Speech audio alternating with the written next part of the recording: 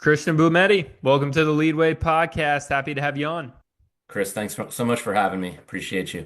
Absolutely. I'm excited to dive into your journey because today we're going to be talking about buying businesses. And you have a real estate, or not a real estate group, but you have a group as well called the Velocity Business Buyers that we're going to be discussing as well. And, first, I just want to jump into your background. Like, who are you and what do you do? Yeah, absolutely. So give you the high level here. I spent 18 years in the mortgage industry and as a real estate investor, so a lot of experience kind of underwriting deals, and this is what kind of translated into the M&A space and private equity and business buying. But I was a real estate investor as well, but I got super burned out on actually just the process of doing loans every single day, starting over every single month, building other people's companies. Just had that fire that I wanted to kind of, move into more of the business ownership entrepreneur space for some time before that.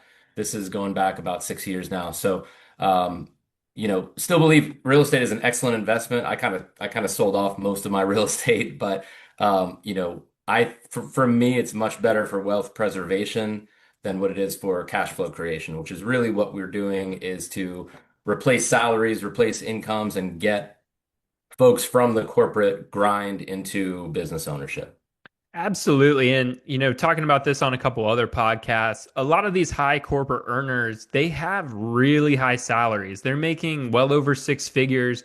And kind of like what we've discussed and what you're seeing in today's real estate market is, you can't just go buy a handful of rentals and replace all of your cash flow. Like if you buy five and they all cash flow 500 bucks true cash flow, that's only 2500 and you're so far away from your goal. So it's forcing people to look a different way. And that's why I was excited for today's conversation because, this is the other side. We're not buying real estate, we're not buying rentals.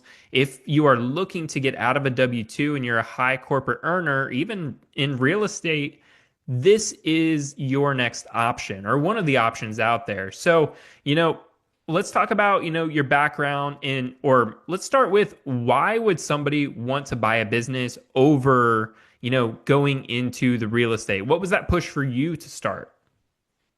Yeah, so again, I mean, it was really the background again, going back to my mortgage days was really I worked with a lot of ultra high net worth and high net worth individuals, and all of them virtually were business owners. So, putting two and two together there, I knew that this was a path that I was eventually going to take.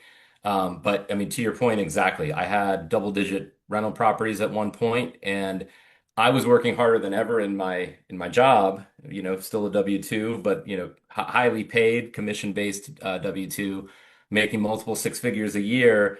But I had golden handcuffs, right? Which is like you said, a lot of the ultra, the high earning W-2 folks have that kind of that issue of, okay, I've got this real estate and that's kind of for someday, and there's appreciation happening, but the cash flows are really, really low. So even if I've got, $2,500, like to your example, of cash flow per month, that's not going to get me out of my job. So what is the option here to create that bridge, and like really truly be able to replace that income with one deal or possibly two, but I mean a lot of the folks in our group are doing it with literally one deal. You can average anywhere from 100 to $300,000 a year of personal profit back to you. And when I started to do the math and started to unwind all of this, for me, it was just no comparison. It's like, I have to go do this, right? And so and again, coming back to taking some of the profits of those businesses and funneling that into real estate investments to, for the tax benefits and the depreciation and the long-term wealth creation is really where the rubber meets the road for me. So let's dive into your company specifically. So, what was this first business you bought that the light switch turned on and thought, okay, well, this is the way to go? Yeah, so my first larger acquisition was a web application development firm, and I actually had no tech background whatsoever. And so this is kind of some of the tools that we teach within the community is if you structure the deal correctly, you get the right partnership and you have the right team in the existing business, you can actually go into an industry that you're not super familiar with, which is what I did on my first one, which is in hindsight was kind of crazy, but I probably wouldn't do it the same way now. It's a good idea to stay in your lane and kind of just leverage your skill set that you already acquired, like inside of, working in your career, right? Over decades. Um, and find a business that's really, really well suited to that skill set so that you can utilize that. So anyway, so that business was, the purchase price on that was 2.8 million. We bought it from the original founder. So it's a 20 plus year old company and, full team in place. We build, kind of complex web applications and web development. Um, and yeah, we've got kind of all of the infrastructure that, was needed to kind of continue and take that business to the next level and continue the legacy that was created by the owner, by the Y- founder. Yeah, so you guys were taking an existing company that has the employees, that has the infrastructure already, and you just saw the gap in the market to where, hey, all we need to do, like this covers me, this covers my goal, and then it also there's a gap in the market here to where you could probably expand the business and, probably 2 to 3x the actual value of the company. So talk about the numbers on that. You said you bought it for 2.8 million. What did you do inside the company to grow it? And then do you still own this company? We still do. Yep, we still Yeah. do. So Yep. curious on what that value would kind of look like today and how, if you could go into how companies are actually valued, that would be great. Yeah, so all businesses are bought and sold based on a multiple of cash flow or EBITDA. And we get to that number through there's a specific formula, but it's basically the net profit, and then plus or minus any add backs or take backs that we may have to pull in from the expenses that are already existing on the P&L, right? And so, when we're dealing with small businesses, for the most part, we're dealing with on average 3 to 4, sometimes 5x cash flow is what you're going to pay for that business, right? And that was very much the case here. I think we paid about a 3x for the business. And again, it's based on the idea to grow it is based on building up the people, continuing to make strategic hires, continuing to invest in marketing, invest in, back into the infrastructure and the systems, and just take the foundation and build upon that of what already exists. You don't want to come in and just break stuff, right? You don't want to come in and just make things, completely different. You want to again, just have that foundation and build on that where you can, leverage all the skill sets from the experts that have been working in the company for, many of the people that are in the company actually have been there for a decade plus. So we had really good tenure, really good longevity, and that was one of that does increase the value as well. And that was one of the reasons why we bought the company. Yeah, and for the listeners to kind of visualize how this all works, because especially coming from the real estate side, the EBITDA and all of these different terms, that's a little bit newer. So Yeah. being able to think about it from, all right, I understand the net income at the end of the day, and it's based off the multiple. So what would this company look like today if it was sold, and to be able to just kind of visualize in their heads like, hey, we bought for 2.8 million. Here's what we could sell it for today by just tweaking these few things. Yeah, and we're not at the point yet where we're, taking it and transacting at this point. Hmm. There's still work to do, but For ultimately, example, like where yes. would this be? Like, what was your target range? So the target range is to get to a $10 million revenue. So when we bought it, I think it was about a 2.3, 2.4, right in there. And so yeah, essentially we want to 4.5, 5x the business. And we do that through you can't, what got you to 2 million isn't what's going to get you to 10 million, Right. as most people probably know, right?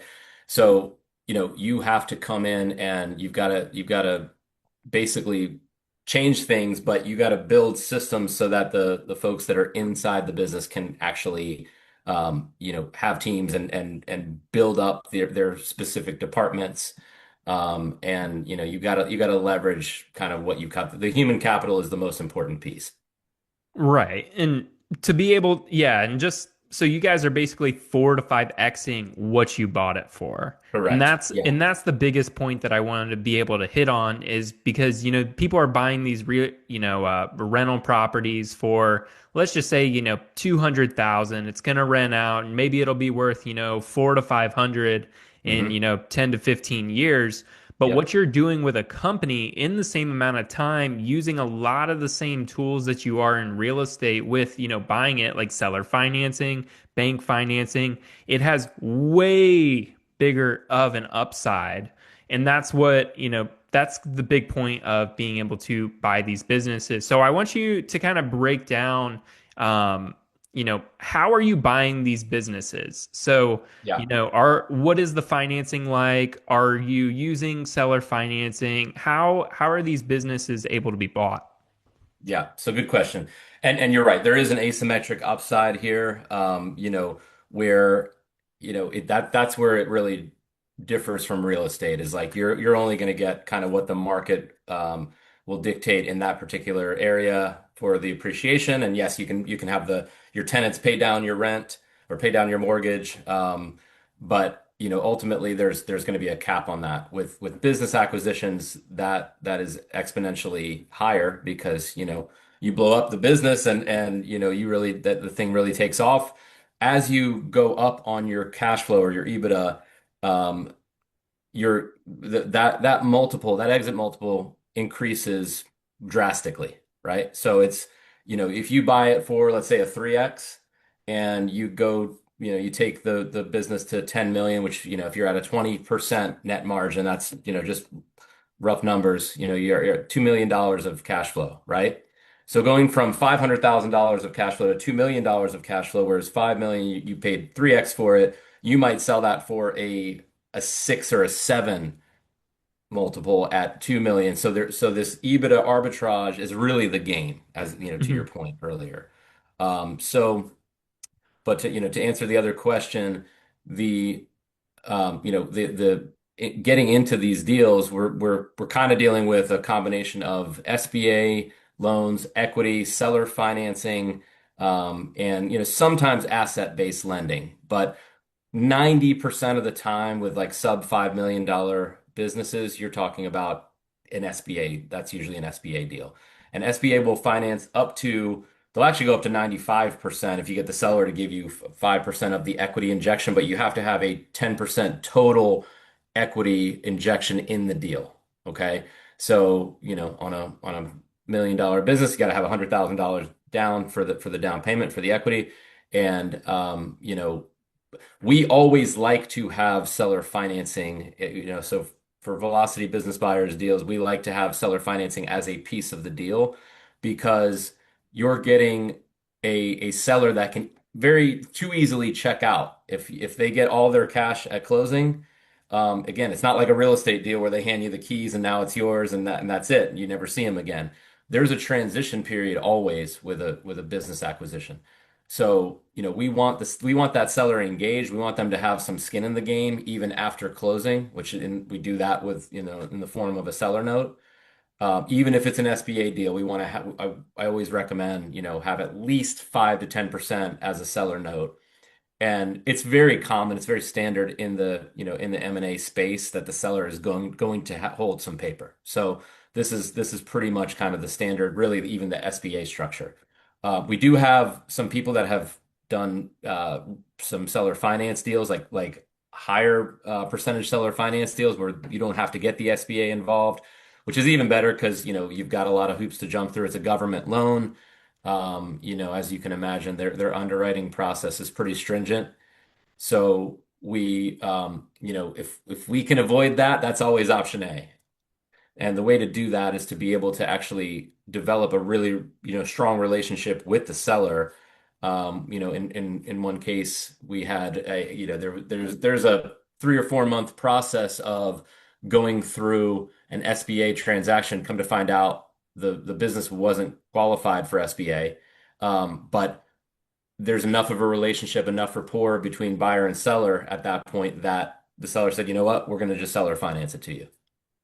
Yeah, and that's a great point to hit on there because a lot of the same real estate skills come into play here. I mean, you're still looking over financials as if you're buying a multifamily property, whether you're buying a portfolio, you're still having to look through all of those numbers, make sure they're telling the true story here, and then you still have the seller financing piece and all and how you're able to piece that together, the relationship with the seller. So there's a lot of the same skills that fall over here into that same category. So, what are some of what are you looking for in the numbers, the owner, and the operations of these companies you're looking into buying? Yeah.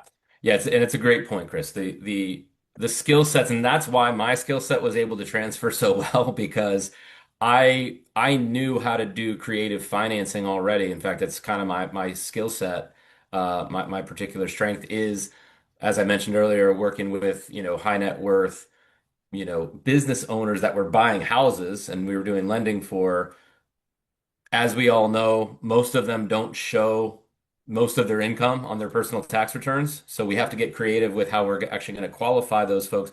We know that they can put a large down payment down and they've got the cash flow, but it is very similar to how we would underwrite a business. We're really looking for the number one thing is we need to make sure, even if we're doing a creative finance deal or seller finance deal, that the DSCR works.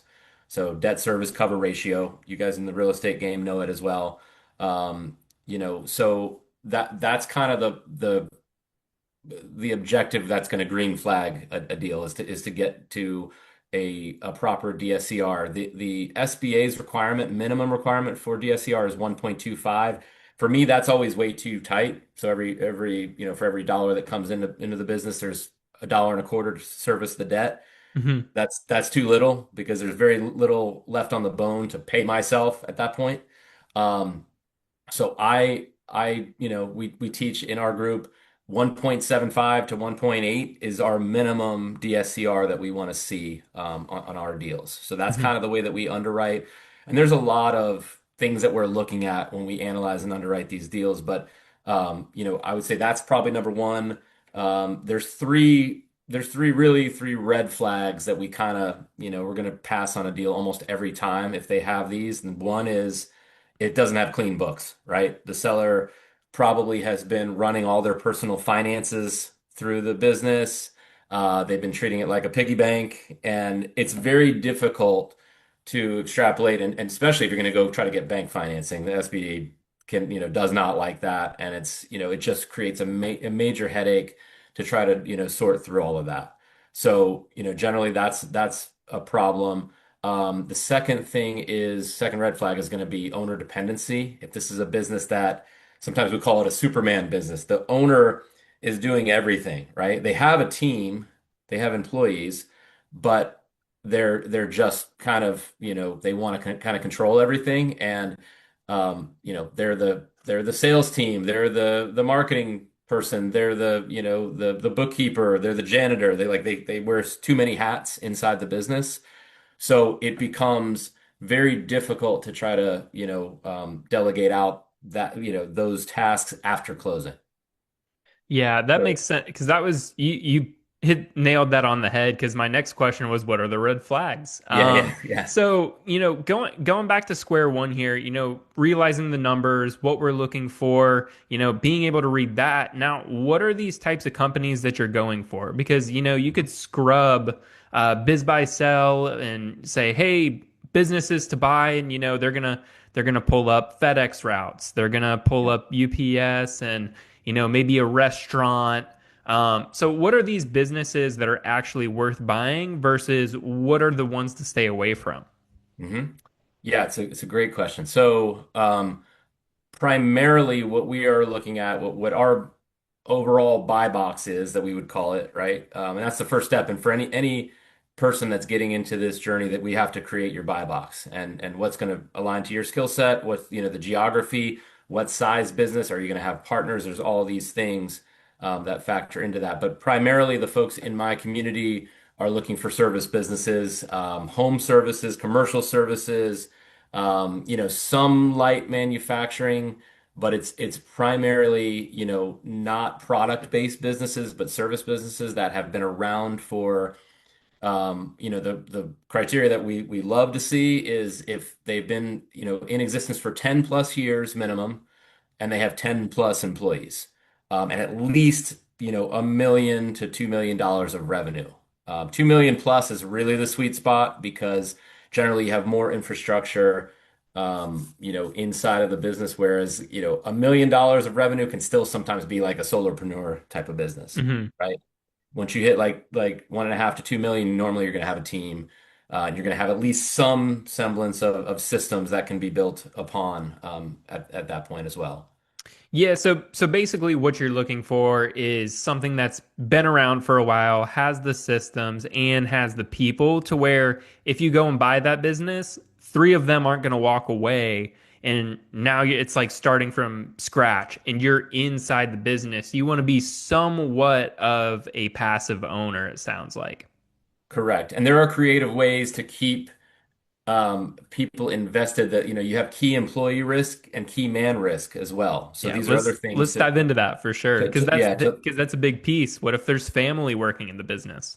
correct. Yeah, correct. So, what we do as a common strategy is if there's like a key person that is, let's say, you have a owner, a lot of times, like you said, if it's a family business, there's a child, like let's say it's the son that runs like it's a landscaping business that runs the teams and is kind of the GM or project manager, right? We need that person to remain in the business. So we're probably going to, number one, bump up salary a little bit, get a contract in place. We can also do some equity, right? We can roll some equity from the owner to the son in this case, and you can even do phantom equity. So it's not realized, not a capital interest at the beginning. They have to stick around. So it's sort of that golden handcuff idea. They have to stick around to help you build the business. They get their payout upon second exit when we exit the business. Mm. So, if you're going to help us and you can even set benchmarks for we want to reach this milestone by year one, this is after 24 months. And so it's all about the operating agreement, the contracts that you get in place with the key employees. This stuff is really, really important because, like you said, if you have a mass exodus or you have, a couple of family members and there's a dispute of some kind, or there's, the day that you don't agree with or they don't agree with everything that you're doing and they all walk out the door, it's a major problem. It's also why we don't typically I mean that adds an element of risk when you have multiple family members that are actually in the business today. We want to avoid that if possible. But to keep one or two around is okay. But if it's like the whole family and now we got to like figure out all of these different roles and replace them all, it's a problem. Yeah, so that kind of leads into my next question is how are you figuring out how this business actually works? Because I know you're doing a lot of due diligence upfront on the financials, talking to the owner, how does this run? But I mean, you're not actually running the business until you actually buy it. So how are you finding these key man risk in the beginning? And, how are you finding some of those red flags? Or is it like, hey, everything looks good. We bought it. Okay, now we figured out there's some key man risk. No, we do that in due diligence. So Okay. so the process is, we are we're going to analyze the deal. We're going to get a copy of the financials, and we're dealing primarily with off-market businesses, by the way. And we have a partner. And I'll talk about that in a second. Yeah. But so we are looking at let's say it's an off-market business. We're going to go direct to the seller, and we're going to kind of create that relationship. They have to trust us, at least to a large degree, to even hand over their financials of the company, right? So Hmm. that's kind of the first step is we're going to create that level of trust and understanding that, hey, this is a necessary part of the vetting process. So we'll collect those financials. We'll get a little bit like I like to get a copy of the org chart as well. at the beginning, so I can see the whole, the whole pyramid of how is the business structured today, who reports to who. So by the time I'm even submitting an LOI on that business, I kind of know how that's working and where where the gaps may be. There's because there always is going to be gaps, right? And there's no perfect business. Just like there's no perfect piece of real estate, there's always going to be challenges. This is for me, this is kind of the fun part. It's more dynamic and, kind of putting the puzzle together is part of what you have to do after closing. And like you said, I mean, you're not going to know everything going into it. Like there's always going to be that element of risk of not, the owner knows where all the bodies are buried. We don't know that, and we will never know that until we actually get in there. And it might be months or even, longer until we really, really fully understand kind of everything that goes on inside of the building. Again, for in my case, where I bought a company that I had no track record in that industry whatsoever, that learning curve was kind of steep for me at the time. Yeah. So it really, that's why if you can stay in your lane, that's one less thing that you're kind of up against. Yeah, so going back to the main part here, I want to break down for the listeners. First off, they're asking, how do you find it, and then how do I submit an offer? Because it's not exactly the same way as real estate. So I want you to break that down for us. Yeah, sure. So, there's two main ways that you can look for deals. You can you can find them on off market and on market, right? So on market is how most people are doing it. They'll go on to bizbuysell.com or BizQuest or one of these larger sites. And like you said, you got to weed through there's a lot of junk on there, right? So you got to go and pull out all the FedEx routes and, we don't ever buy restaurants, very, very slim margin. So there's certain industries that you're just not going to look at, right? So, that is one way and it works okay, but you're also dealing with 400,000 other buyers that are on the same site. And so there's sometimes, there's bidding wars. You also have they're all listed with brokers, right? With business brokers. Business broker commissions are generally 10 to 12%. So a lot of times the valuations can be inflated as well on these deals. So that's a great starting point for somebody that's just getting into, M&A and business acquisitions is to get reps. That's what I tell all the folks in the group. Go ahead and practice on some of the broker deals, right? And start to sign NDAs, collect financials, go and break these down. And we've got tools and resources inside of the group where, we have a deal analyzer tool that they can just kind of take the numbers from the P&L, plug them in, and it green lights or red lights the deal. Okay. Take some of the guesswork out. So that's a great starting point for somebody that wanted to kind of get into this. When you kind of graduate from that level, you don't want to deal with brokers as much anymore, and you want to work directly with sellers. We have a partner actually, and it's a platform, it's a website called businesslocating.com, and it is a fully off-market exclusive deal platform that basically has several agents that have kind of reached out to it's a lot of it is aging baby boomer generation type service businesses, the stuff that everybody wants now. Hmm. They're doing this targeted outreach where they will go directly to the seller and, collect some data and then make a warm handoff introduction to the folks in our group and then, and some other buyer groups as well that they're working with. So that's been a really, really good partnership for us because that eliminates the need to kind of go through jump through all the hoops with the brokers but more importantly, be not have to compete against hundreds of thousands of other buyers. Yeah, in one of the big differences between, this and say buying a rental property, just using it as an example, there's different steps in this process. So, you can go look at it on the market, like on Biz Buy Sell. You can sign the NDA for the financials, but say you like the business, you like the numbers, you have to submit an LOI first. So I want you to kind of describe that process because it's not like a normal real estate transaction to where, it could be a 21 to 30 day close. Most of the time these take months. So kind of what's a simplified view of this process from, hey, I found a business I like, I want to make an offer. We signed the NDA, we looked over some financials. What are the next steps? Yep. So next steps are we are going to first off, we're gonna continue those discussions with the seller. I always recommend people set a regular call with the seller. If they like you as the buyer, you like them and like the business, and it looks like a fit. Just that's really the most important thing because a lot of this is psychological and it is a relationship, right? Much more than on the real estate side. This is probably Hmm. where it's the most different. Is that, like I said, this is going to be a partner for you, whether they stick around for a month after you buy the business, or sometimes you can keep a seller on indefinitely for years, right? There's always going to be that element of it. So we want to do that. But the process is, from the financial side, we're gonna get the financials, we're gonna analyze it, then we're going to submit our offer or our LOI, letter of intent.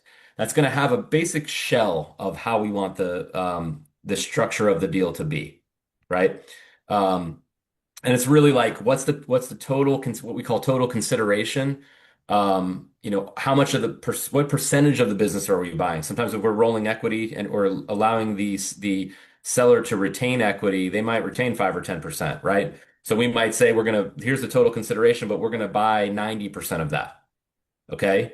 And then from there, it's going to have it's going to have their cash amount at closing. And we're going to determine, that by whether this is an SBA deal or we're trying to for the seller finance deal, like right off the bat. We might be doing that too.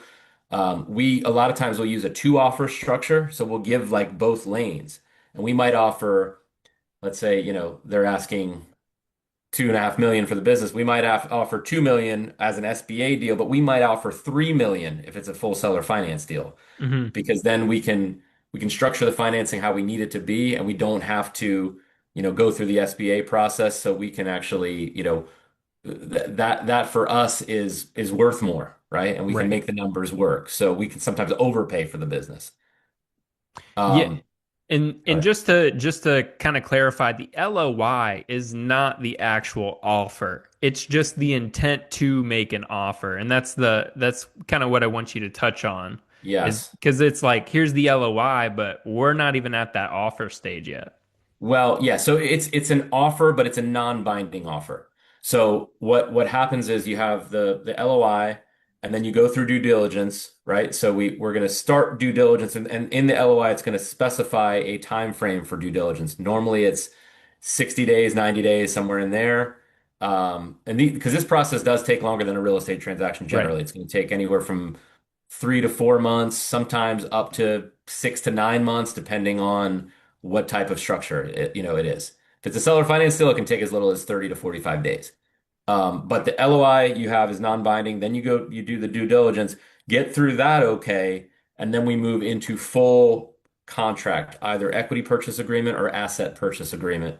And we'll retain an attorney on the buyer side. The seller retains their attorney, and they draft the contract. They go back and forth. It's not a standard, like a real estate contract is kind of like state specific. It's going to have all of the kind of the RESPA stuff, and it's going to have everything, that's very formulaic, very standard. This is not that way. These are kind of one-off case specific contracts that are built based around the LOI and based around the negotiations that have happened since that time, because you're kind of negotiating throughout the entire process.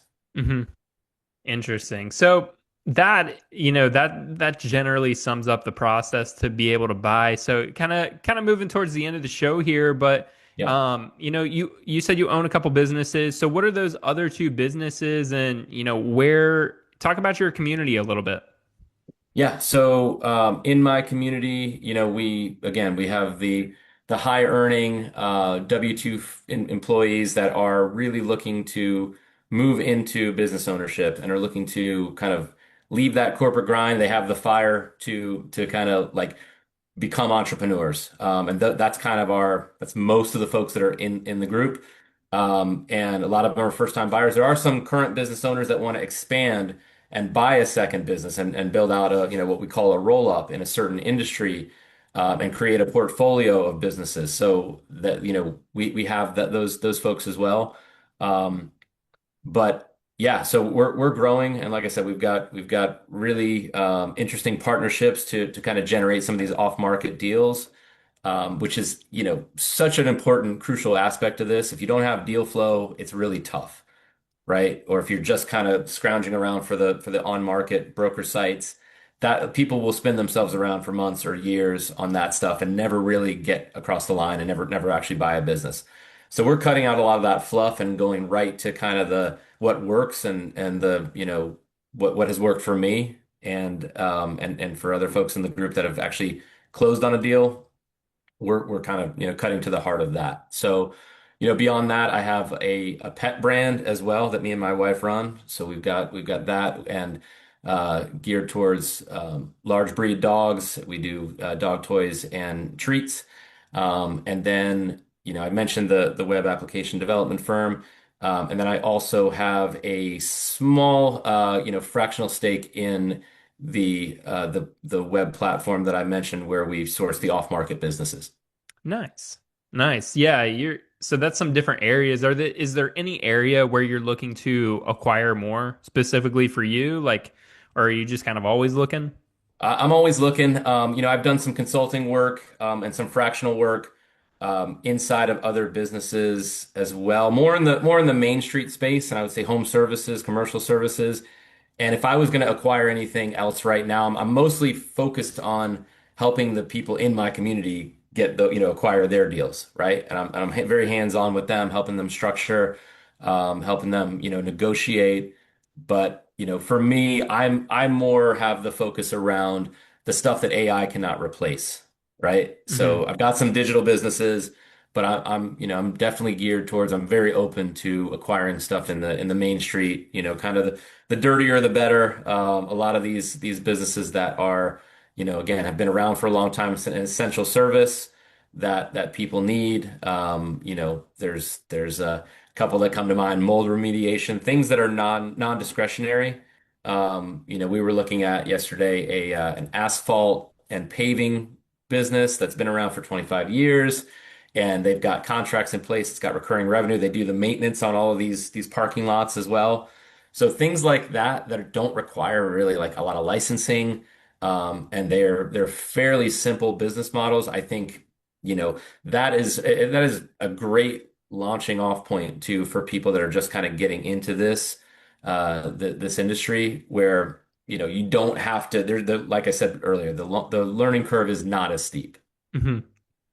Yeah, I think that's a great way to sum it up. And so, before we send you off here, just one last kind of question is, why would somebody consider buying a business versus starting the business? Because, they got this business idea or maybe they're looking for, cash right off the bat. What's the kind of major difference between starting it and just buying one that's already there?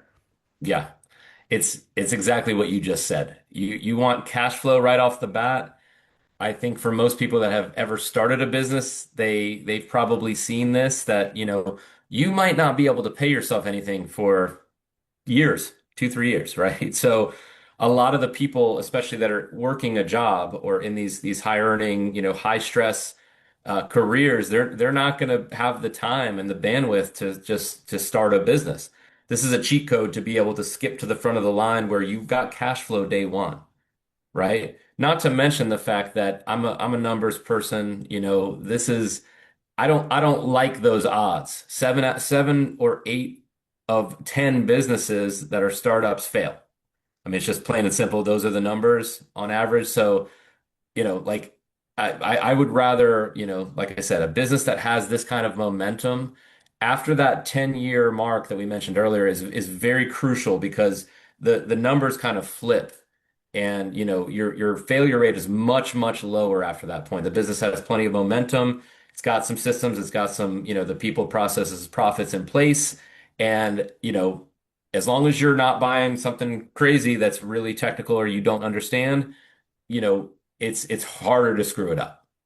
Yeah, and I just wanted to ask that because I hear a lot of people say, "Oh, well, I have 2 to 3 side hustles along with my main job," and I think like, why? you know? Right. It's Yeah. yeah, it's like Yeah. the side hustle. Yeah, I mean, if it makes you $1,000 a month, that's not going to replace your job.